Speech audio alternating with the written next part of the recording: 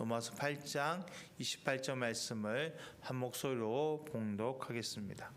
우리가 알거니와 하나님을 사랑하는 자 곧 그의 뜻대로 부르심을 입은 자들에게는 모든 것이 합력하여 선을 이루느니라. 아멘. 저는 오늘 같이 봉독한 말씀을 가지고 절망을 바꾸시는 하나님이라는 제목으로 같이 말씀을 나누기 원합니다. 같은 환경에 처했다 하더라도 그 환경을 바라보는 시각에 따라서 어떤 사람은 희망을 보기도 하고 어떤 사람은 절망을 느끼기도 합니다.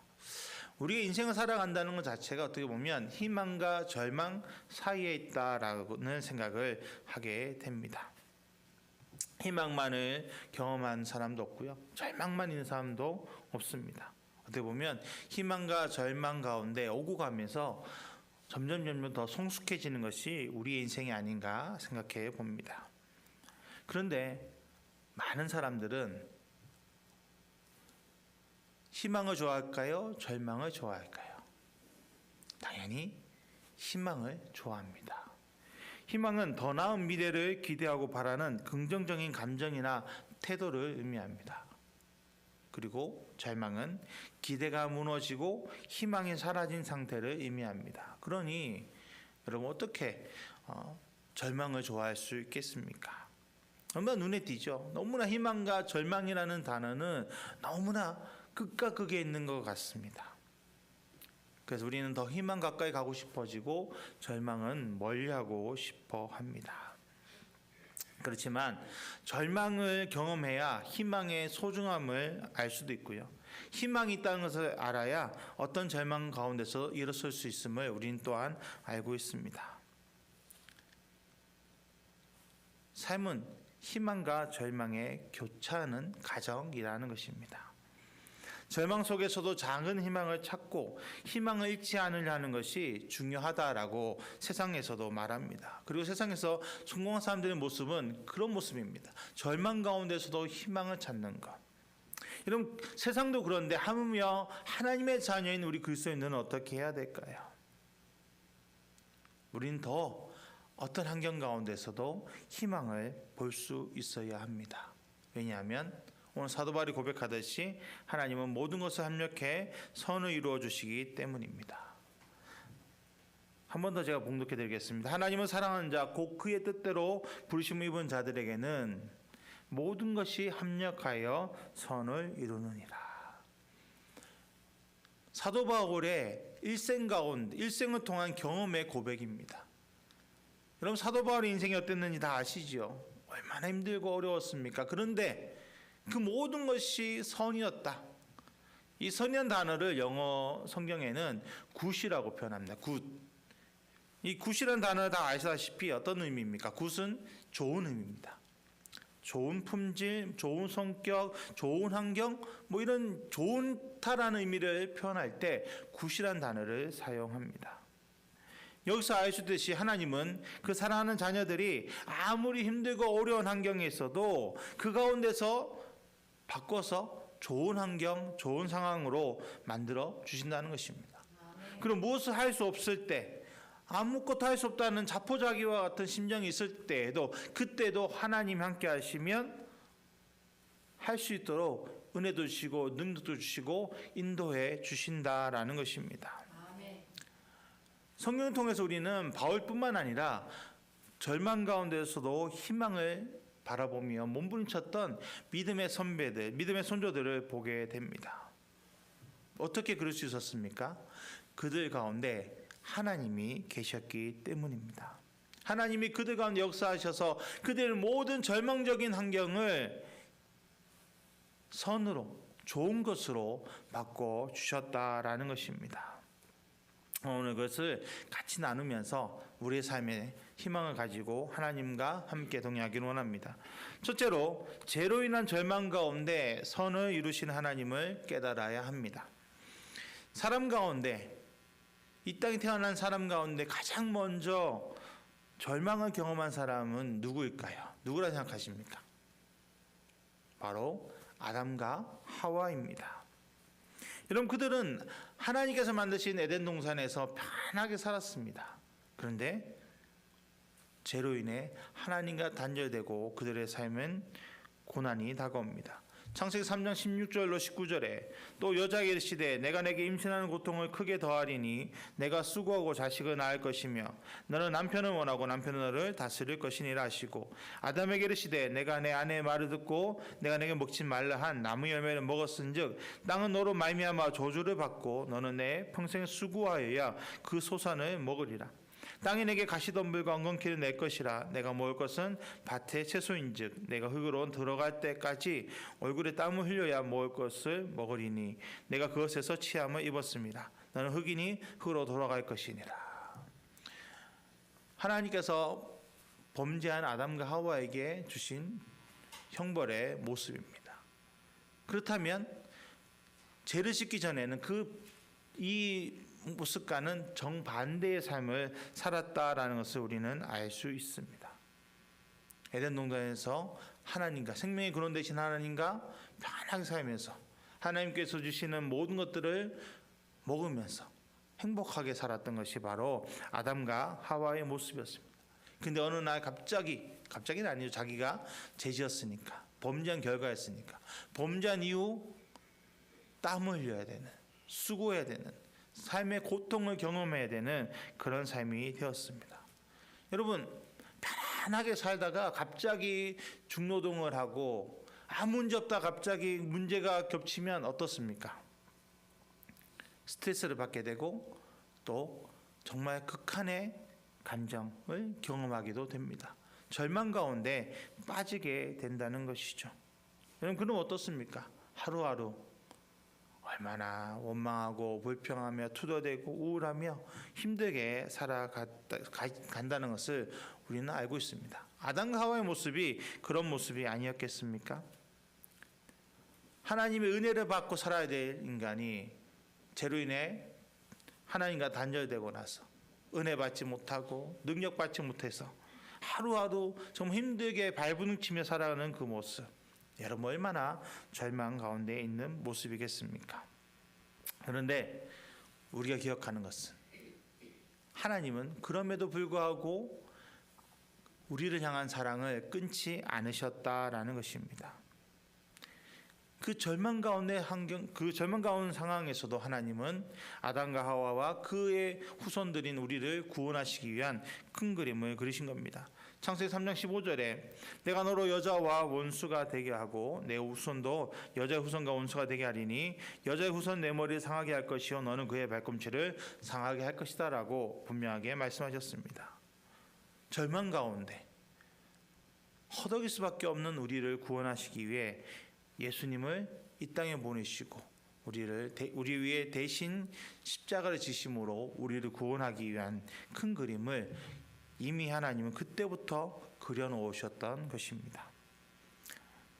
그리고 그 계획대로 예수님은 이 땅에 오셨고 십자가에 피 흘리심으로 우리의 모든 죄를 사하여 주시고 그 예수님이 나의 구원자 되시고 예수님 나를 피 흘리셨고 죽으셨다가 다시 살아나심을 믿는 그 부르심을 받은 자들에게 하나님의 구원이 이루어지게 된 것입니다. 우린 그 구원의 은혜를 지금 경험하고 있습니다. 그런데 여러분, 아직까지 우리가 그 구원 안에 있으면서도 흔들릴 때가 많지 않습니까? 죄로 인해서 우리는 이미 구원받았는데, 죄 가운데서는 우린 건진받았는데 아직까지 죄 가운데서 허덕이는 모습이 우리에게 있지는 않습니까? 욥의 고난을 볼 때 욥의 친구들이 비난합니다. 욥은 나는 죄 지은 게 없어 라고 말하는데 친구들은 그 말 듣지 않습니다. 욥을 까내리기 바쁩니다. 네가 죄 지어서 그런 거야. 너의 자녀들이 죄 지어서 너 벌 받은 거야. 다 죽은 거야. 계속 죄로 몰아갑니다. 여러분, 우리가 이런 죄책감을 가지고 있지는 않습니까? 이미 우리는 예수님의 그 보혈의 능력으로 거듭났음에도 불구하고 내가 살아가면서 짓는 죄들, 여러분 죄 안 짓고 사는 사람 있습니까? 아무도 없습니다.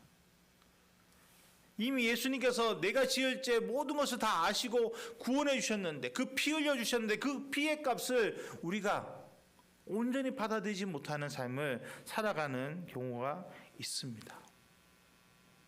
우리 사랑하셔서 은혜로 구원하셨는데 우리도 모르게 그 은혜를 소홀히 여기는 거죠. 히브리서 10장 10절에 이 뜻을 따라 예수 그리스도의 몸을 단번에 들이심으로 말미암아 우리가 거룩함을 얻었다라고 분명하게 말씀하고 있습니다. 우리의 공로가 아닙니다. 우리가 뭐 잘나서 구원받고 잘나서 우리가 제사함에서 죄에서 노임받은 게 아닙니다. 다 하나님의 사랑, 예수님의 사랑입니다. 존 보년이 쓴 철로역정이라는 책이 있습니다. 다들 한 번씩은 읽어보셨을 겁니다. 크리스찬이라는 주인공이 있죠. 이제 크리스찬이 이제 예수님 만나고 천국까지 가는 모든 여정을 그린 것이 바로 이 철로역정입니다. 제가 근데 그 한 부분, 의심의 성이라는 부분을 제가 한번 그림으로 보여드리려고 찾아봤더니 없어요. 마땅치 않은 거예요. 그래서 오늘 예배 끝나고 예전에 2019년도에 이 철로역정이 애니메이션으로 잘 만들어진 게 있습니다. 오늘 예배 끝나고 식사 후에 시간 되신 분들은 교회에서 같이 한번 보면 어떨까라는 생각을 해보게 되었습니다. 그래서 오늘 오후에 시간 되신 분들은 같이 한번 봤으면 좋겠습니다. 이 부분에 어떤 부분이냐면 이제 크리스찬과 희망이라는 사람이 두 사람이 길을 걷습니다. 근데 그 길로만 걸어라 했는데 빨리 간다고 잘못된 길로 들어간 거예요. 그리고 어떤 성 앞에 서는데 그 성이 바로 의심의 성입니다. 그리고 이 의심의 성에는 절망이라는 거인이 살아갑니다. 크리스찬과 희망이 그 절망이라는 거인에게 붙잡힙니다. 그리고 토굴에 갇혀서 수요일부터 토요일까지 먹지도 못하고 매일매일 매를 맞습니다. 죽이듯이 달려들어서 때립니다. 그런데 죽이지는 않습니다. 왜냐하면 이 절망은 죽일 힘이 없어요. 스스로 자살하도록 몰아갑니다. 막 그 죄책감을 심어주고 너가 얼마나 연약하고 부족한지 못났는지 막 떠듭니다. 그리고 자기가 이미 죽인 사람들의 뼈를 보여주면서 너 자살해 죽어라 합니다. 직접 죽이지는 못하고 그렇게 할 수밖에 없는 거죠. 절망감을 계셔서 스스로 목숨을 끊도록 만드는 것이 이 절망이라는 거인의 모습이었습니다. 처음에 크리스찬도 힘들어합니다. 괴로워합니다. 정말 죽고 싶어합니다. 그때 희망이 도와줍니다. 이겨낼 수 있다고. 그리고 토요일 밤에 크리스찬과 희망은 기도하기 시작합니다. 그리고 기도하면서 깨닫게 되는 것이 이것입니다. 크리스찬의 고백입니다. 난 얼마든지 자유롭게 걸어 다닐 수 있는데 이런 토굴에 갇혀 있다니 얼마나 바보 같은 일인가. 내 마음속에는 약속이라는 열쇠가 있지 않은가. 그것은 이 의심의 성에 있는 어떤 자물쇠도 다 열 수 있는 열쇠가 아닌가. 이미 자기 안에 이 의심의 성을 벗어날 수 있는 열쇠가 있었어요. 약속이라는 열쇠가 이미 그의 품에 있었는데 절망 가운데 있으니까 자기 안에 있는 그 언약의 열쇠를 잊어버리고 있었던 것이죠. 그러다가 기도하다 보니 깨닫게 된 거예요. 그래서 그 열쇠로 그 의심의 성의 자물쇠를 열고 나와서 다시 믿음의 길을 걸어간다라는 내용의 부분입니다. 여러분, 우리가 하나님 앞에 살아가면서 이미 우리를 구원하셔서 우리가 하루하루 살아가면서 죄 짓는 거 너무 당연합니다. 부족하니까, 연약하니까. 그런데 우리가 죄의식은 있어야 되지만 죄책감이 있어서는 안 됩니다. 이미 우리는 죄책감에서는 노임받았습니다. 예수님의 보혈의 피로 우리는 깨끗이 씻음받았습니다. 그래서 우리는 하나님 앞에 나가는 담대함을 얻은 거예요. 어떤 사람은 그 말합니다. 나 같은 죄인이 어떻게 하나님 앞에 서느냐. 나는 그래서 교회 못 가겠다. 난 너무 죄를 많이 지어서 하나님 앞에 설 수 없다. 여러분, 이게 하나님이 원하시는 말일까요?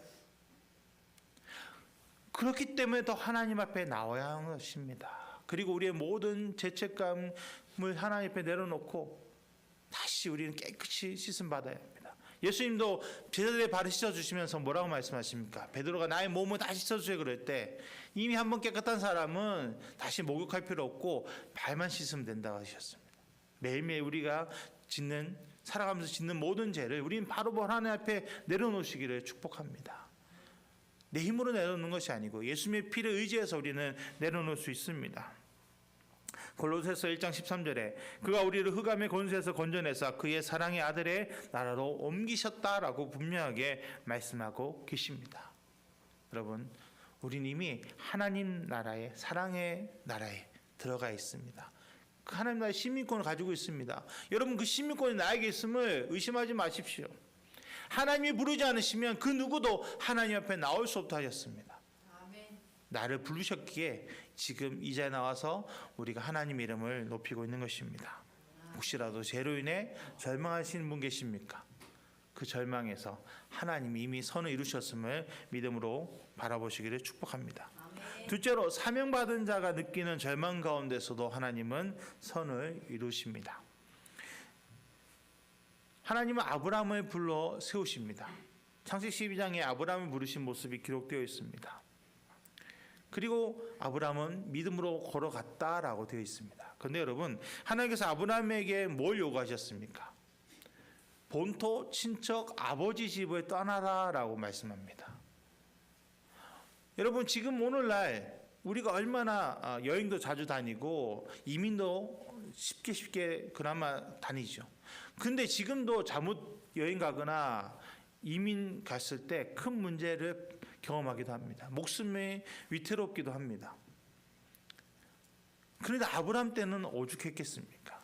정말 아브라함 때는 본토 친척 아버지 집을 떠난 나그네 삶은요, 어떻게 보면 죽었다라고 말할 수도 있는 그런 삶이었습니다. 그런데 지금 그 길을 걸어라라고 하나님은 아브라함에게 말씀하십니다. 여러분, 아브라함이 그 명령을 들었을 때 어떤 마음이었을까요? 지금 딱 하나님 나타나셔서 너 가지고 있는 모든 거 다 포기하고 너 지금 내가 원하는 곳으로 가. 저 어려운 곳으로 가. 저 먼 곳으로 가. 라고 말씀하신다면 아멘 하실 분 계십니까? 바로 아멘 되시겠습니까? 쉽지 않다는 거죠. 근데 아브라함은 어떻게 했습니까? 지금 자기가 누리고 있는 모든 평안한 삶을 버려야 되는, 어떤 어려움이, 어떤 고난이 다가올지 모르는 그 길을 걸어간다는 거 쉽지 않았을 것입니다. 후에야 아브라함이 독자 이삭을 바칠 만한 믿음이 됐을 때는 쉬운 길이었겠죠. 그러나 지금 아브라함은 하나님을 처음 만났습니다. 하나님의 말씀을 온전히 따르지 못하는 사람이었습니다. 연약한 사람이었습니다. 그 조카 롯을 데려간 모습만 봐도 알 수 있죠. 온전히 하나님을 신뢰하지 못하는 연약한 사람이었습니다. 그런 그가 하나님의 말씀을 들었을 때, 명령을 들었을 때, 사명을 받았을 때 쉽게 걸어갈 수 있었을까요? 저는 그렇지 못했을 거라고 생각합니다. 어려웠을 것입니다. 약간 두려움, 그 마음의 두려움과 근심과 걱정을 가지고도 있었을 것입니다. 여러분, 우리 인생 가운데 하나님은요, 아브라함처럼 부르실 때가 있습니다. 갑자기 하나님이 우리에게 요구하실 때가 있습니다. 모든 것을 다 내려놓고 어떻게 보면 이 낭떠러지에서 뛰어내려라라는 명령을 하실 수도 있습니다. 아브라함의 인생을 180도 바꾸신 것처럼 우리의 삶을 송두리째 바꾸시는 명령을 내릴 수도 있습니다. 그럴 때 여러분, 순종하실 수 있겠습니까? 스페인에서 출발한 한 배가 항해를 하다가 바다에서 길을 잃습니다. 떠듭니다. 마실 물이 없어요. 그래서 그 배에 있던 선원들이 목말라서 쓰러집니다. 그때 페루의 배가 지나가다가 그 배를 구조해 줍니다. 그래서 그 사람들에게 왜 이랬습니까? 왜 이래요? 왜 이렇게 다 쓰러져 있습니까? 할 때 물을 달라고. 우리가 지금 물을 못 먹어서 지금 다들 지금 죽기 전이라고. 이 페루 선원이 어떻게 했느냐면 그 옆에 있는 물을 떠서, 배 옆에 흘러가는 물을 떠서 그 사람들 주는 겁니다. 여러분, 바닷물은 먹을 수 있는 물입니까? 먹지 못하는 물입니까? 바닷물은 먹지 못하는 물입니다. 먹으면 더 갈증이 나서 안 되는 물이 바닷물이에요. 그걸 선원들이 몰랐겠습니까? 근데 그 페루 선원들은 왜 그 물에 떠서 스페인 사람들한테 먹였을까요? 그리고 그 사람들이 그 물을 먹었을 때 어떤 일이 일어났을까요? 스페인 사람들은 바다에서부터 정처 없이 떠내려왔기 때문에 지금 자기들이 있는 자리를 제대로 못 봤다는 거예요. 바다라는 생각으로 절망에 그들이 붙잡혀 있어서 그곳이 아마존 강이라는 것을 몰랐다라는 겁니다. 그런데 페루 선원들은 그곳이 아마존 강이라는 것을 알고 그 강물을 그들에게 먹였다는 것이죠. 여러분 마찬가지입니다. 우리는 한치 앞을 모르는 인생을 산다고 말합니다. 그래서 지금 내 상황이 정말 절망 가운데 있다라는 느낌을 가질 때가 있습니다. 외롭고 힘들고 어렵다. 그래서 삶을 포기하는 사람들도 요즘에 얼마나 많이 있습니까? 여러분 그런데 하나님은요 우리를 절망 가운데만 밀어붙이시는 분이 아니세요. 시편 23편 4절에 보면 내가 사망의 음침한 골짜기에 다닐지라도라는 다윗의 고백이 나옵니다. 여러분 우리가 사망의 음침한 곳자에 갈 때는 얼마나 힘들고 어렵겠습니까? 그걸 보면 두려움이 있어요. 근데 다윗은 뭐라고 말합니까? 두렵지 않다는 거예요. 왜냐하면 하나님이 나를 보호하시기 때문에, 인도하시기 때문에. 여러분 우리가 절망으로 가득 차면요 우리가 주변을 볼 때 다 절망뿐입니다. 그러나 그 절망 가운데 역사하시는 하나님을 바라보면 어떻게 될까요? 그 가운데 나와 함께 하시고 나를 인도하신 하나님 바라보게 되고 믿음으로 걸어갈 수 있게 된다는 것입니다. 만약 아브라함이 두려움으로 순종하지 못했다면 아브라함이라는 이름 없었을 겁니다. 아브람으로만 인생을 마쳤을 것입니다. 그런데 정말 절망 가운데 처한다 하더라도 하나님 말씀 믿고 걸어갔더니 그의 삶이 복이 되었고 그의 이름이 아브라함으로 되었고 많은 민족의 조상이 되고 우리 믿음의 조상이 되었다라는 것입니다. 하나님은 우리에게 모든 것을 합력해 선을 이루어 주기를 원하시는 분입니다. 그런데 그렇다 해서 하나님이 우리에게 좋은 것만 주시느냐? 그렇지 않습니다. 누가복음 12장 51절에 내가 세상에 화평을 주러 온 줄로 아느냐? 내가 너에게 이르노니 아니라 도리어 분쟁하게 하려 함이라 라고 예수님은 말씀하셨습니다. 예수님 만나면 모든 사람들이 이제 끝났다, 내 인생 끝났다, 나는 이제 좋은 일만 있다라는 생각합니다. 그런데 그렇지 않습니다. 왜 그러냐면 예수님께서 우리를 훈련시키기 위해서 우리에게 연단을 허락하신다는 겁니다.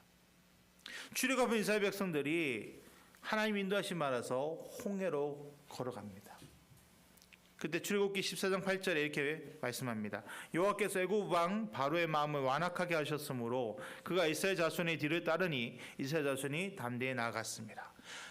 말씀을 의지해서 담대히 나갔는데 그럼 어떻게 해야 합니까? 하나님 더 지켜주시고 보호해 주셔야 되잖아요. 그런데 바로의 마음을 완악하게 하셨다. 뭐가 앞뒤가 안 맞지 않습니까? 뭔가가 잘못된 것 같지 않습니까? 그런데 왜 하나님이 그렇게 하셨을까요? 왜 바로의 마음을 더 무너뜨릴 수도 있으신데 왜 그의 마음을 완악하게 하셔서 이스라엘을 쫓아가게 만드셨을까요? 우린 이미 결과를 알고 있습니다. 바로가 모든 병거를 이끌고 쫓아갔기 때문에 이스라엘 백성들은 홍해를 건넜고 애국 군대는 그 홍해 가운데 수상되었다는 것을. 이것이 바로 하나님의 은혜고 능력입니다. 그리고 인도하심입니다. 알지 못하는 가운데 하나님 우리를 밀어내시지만 그게 우리를 끝까지 그냥 죽으라고 믿는 게 아니라 그 가운데서 우리를 단련시키시고 또한 우리에게 피할 길도 주시고 우리에게 또 그 능력, 그 상황을 이길 수 있는 은혜와 능력을 허락하시고 또 경험하셔서 더 우리의 믿음이 견고해지게 하기 위해서 우리 그렇게 이끌어 가신다는 겁니다. 하나님의 은혜를 경험했던 이스라엘 백성들이 출애굽기 15장 6절에 이렇게 고백합니다. 여호와여 주의 오른손이 권능으로 영광을 나타내시나이다. 여호와여 주의 오른손이 원수를 부수시니이다.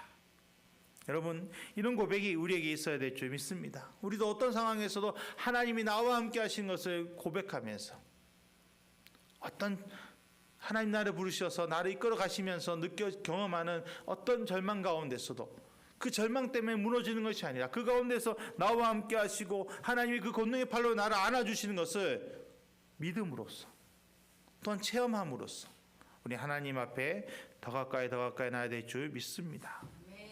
하나님이 나에게 원하실 때 어떤 상황에서도 순종할 수 있는 믿음의 용사 되시기를 축복합니다. 그 하나님께서 우리에게 넘치는 은혜를 부어 주십니다.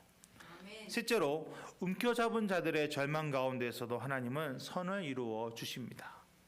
미국 심리학계에서 사람들이 받는 스트레스 수치를 측정해 봤다고 합니다. 가장 큰 스트레스는 무엇이라고 생각하십니까? 그것은 바로 배우자의 죽음이었다라고 말합니다. 그리고 그 다음은 가족의 결손이었다라고 합니다. 쉽게 말한다면 사람들이 받는 스트레스는 내가 가지고 있던 것, 내가 가장 소중히 여겼던 것을 잃어버릴 때 경험하는 것이 가장 크다라는 것입니다. 자기의 전부였던 것을 잃어버렸을 때 극심한 스트레스를 받고 절망 가운데 들어갈 수 있게 된다는 거죠. 여러분, 예수님의 제자들이 예수님이 잡히셨을 때 어떤 마음이었을까요? 3년 반 동안 따라다녔던 제자들. 그는 예수님 왜 따라다녔습니까?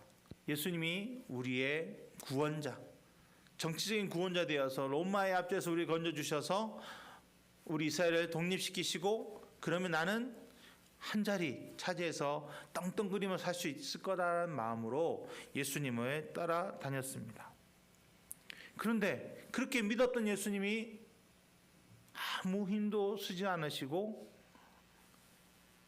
병사들에게 붙잡히시고 매를 맞으시고 조롱당하시고 십자가 달려 돌아가셨습니다. 그들이 느낀 절망은 어땠을까요? 예수님을 따라서 예수님이 나의 모든 것이 될 거다. 예수님만 쫓아다니면 나는 정말 잘 될 거야 라는 생각으로 붙잡고 쫓았는데 지금 그들에게 돌아온 것은 무엇입니까? 절망입니다. 여러분, 예수님을 따라다녔던 그들은 잘못된 것을 움켜잡고 있었던 것이죠. 이미 예수님은 이 땅에 왜 오셨는지를 말씀하셨습니다. 고난받을 것을 말씀하셨습니다. 그럼에도 불구하고 제자들은 길을 닫은 거예요. 마음을 닫은 거예요. 그럴 리 없습니다. 예수님, 그런 말 하지 마세요. 예수님은 우리의 구원자 되시고 나는 정말 예수님 나라의 장관이 될 거예요. 다른 거 생각하지 마세요. 하나님의 뜻이 아닌 자기의 뜻을 붙잡고 살아갔던 것이죠. 예수님 이 땅에 우리를 구원하기 오셨는데 구원하기 위해 십자가를 지셔야 되는데도 불구하고 그들은 거기에는 관심이 없었다라는 것입니다. 그래서 절망을 느꼈던 거예요. 여러분, 우리는 하나님 앞에 살아가면서 내가 잡고 있는 것을 놓아야 합니다. 여러분이 무엇을 잡고 계십니까? 혹시 여러분의 건강을, 여러분의 지식을, 여러분의 삶을 붙잡고 계십니까? 그러면 그것을 내려놓을 수 있어야 합니다. 왜냐하면 그래야 우리가 하나님을 바라보게 되고 내가 잡으면 점점 더 절망 가운데 빠질 수밖에 없습니다. 여러분, 우리가 모래를 잡아보잖아요. 모래를 잡으면 어떻게 합니까? 움켜잡을수록 모래는 빠져갑니다. 세상 것이 그런 거예요. 이영규 선교사님의 내려놓음이라는 책에 있는 내용입니다. 그 아들의 이야기인데, 동현이라는 아들인데 2살 때 이야기를 적어 놓으셨어요. 그러니까 아이가 버즈 장난감을 좋아해서 그것을 사달라고 조른 거예요. 그래서 어쩔 수 없이 그것을 사줬는데, 여러분, 우리가 알다시피 그 장난감 가지고 나올 때 어떻습니까? 그 점원에게 바코드 찍고 결제를 해야 되잖아요. 그러면 잠시 그것을 내려놔야 자연스럽게 결제해서 다시 잡을 수 있습니다. 우리 어른은 다 알고 있죠. 모르는 어른 계십니까? 다 압니다. 내려놓고 결제하고 다시 내가 결제한 후에 내게 된다는 것을. 근데 아이는 모르는 거잖아요. 모르니까 조금만 줬다가 다시 줄게 했는데도 난리가 난 거예요. 너무 좋으니까 뺏길까 봐 막 울고불고 난리친 거예요. 그래서 어쩔 수 없이 그 보조 장난감과 함께 그 아들이 그 계산대에 올라가서 같이 계산하고 내려왔다는 거예요. 그러면서 이 모습에 이용규 선사님이 이렇게 고백하시더라고요. 하나님께서 우리에게 주시는 영적인 선물도 이와 마찬가지이다. 영적으로 악인 우리는 내려놓으면 빼앗긴다고 생각한다. 우리가 잡고 있는 문제는 우리가 쉽게 해결할 수 없다. 그렇지만 하나님께 나의 문제를 내려놓고 인생의 계획까지 내려드린다면 해결받을 수 있다. 그러려면 잠시 내 것을 내려놓는 과정이 필요하다. 여러분은 어떻게 살고 계십니까? 하나님 앞에 여러분의 자랑, 여러분의 명예, 여러분의 건강, 여러분의 삶의 모든 것들을 내려놓고 계십니까? 내가 붙잡으면 붙잡을수록 여러분, 우리는 절망을 경험할 수밖에 없습니다.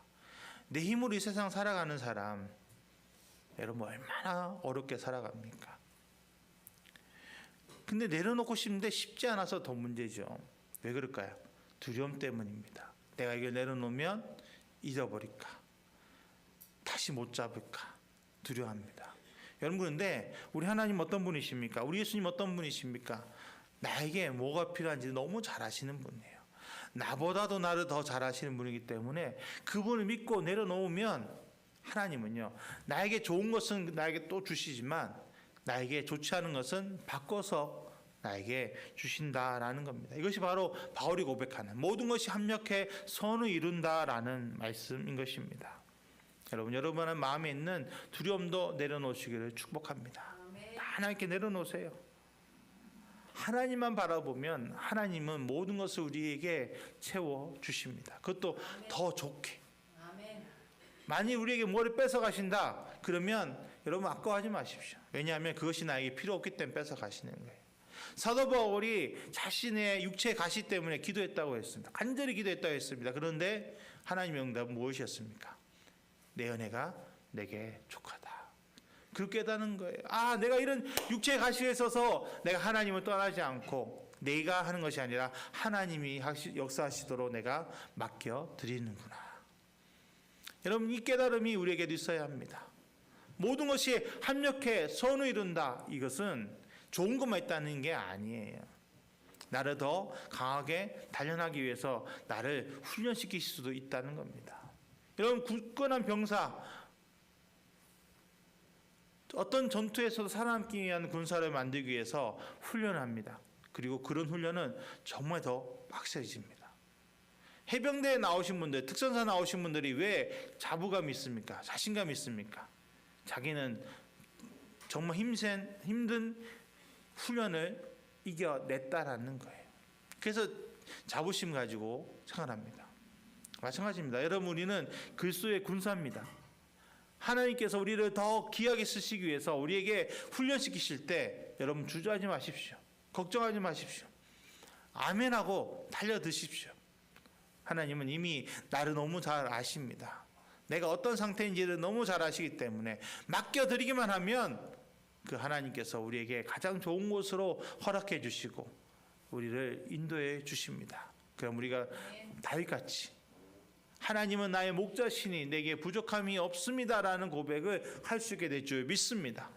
우리는 그러기 위해 지금 하나님 앞에 나와 있습니다. 그리고 하나님께 나의 삶을 맡겨드리고 있습니다. 하나님께서 우리를 더 귀하게, 더 복되게, 더 넘치는 은혜로 채울 것을 믿습니다. 그 하나님 바라보고 나가시는 귀한 우리 성도님 되시기를 예수님의 이름으로 축복합니다. 다시 기도하겠습니다. 하나님 감사합니다. 하나님 의지합니다. 하나님 찬양합니다. 우리와 함께 하셔서 우리 인도하시는 주님 너무나 감사합니다.